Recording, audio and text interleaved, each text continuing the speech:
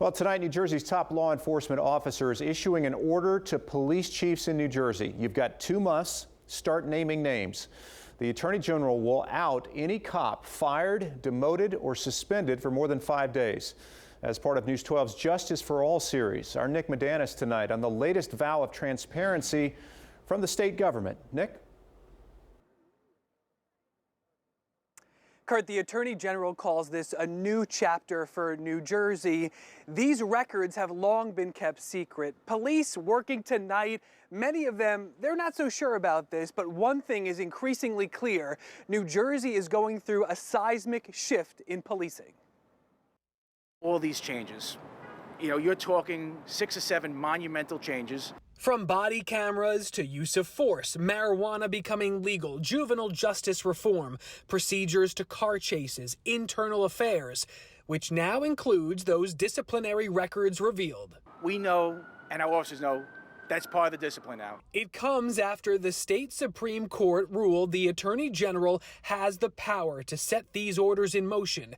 The court writing, they are designed to enhance public trust. The AG says it's not just about accountability, but demonstrating the vast majority of law enforcement officers work hard and play by the rules.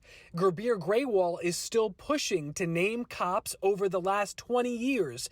Whether he can remains unclear.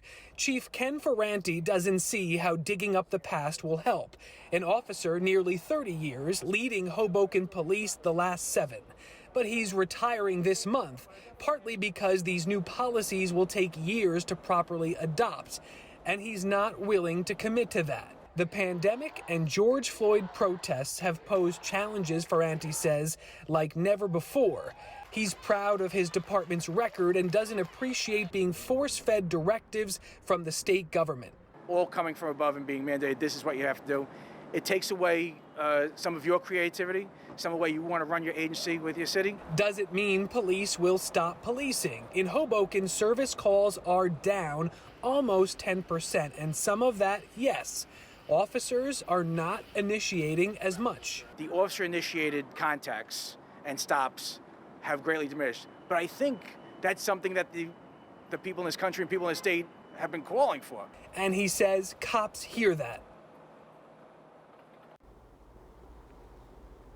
And Kurt, there are still some who say New Jersey is not going far enough with calls to enact civilian review boards and end so-called qualified immunity for officers. Kurt. Nick Medanis tonight in Hoboken. Thank you. Now,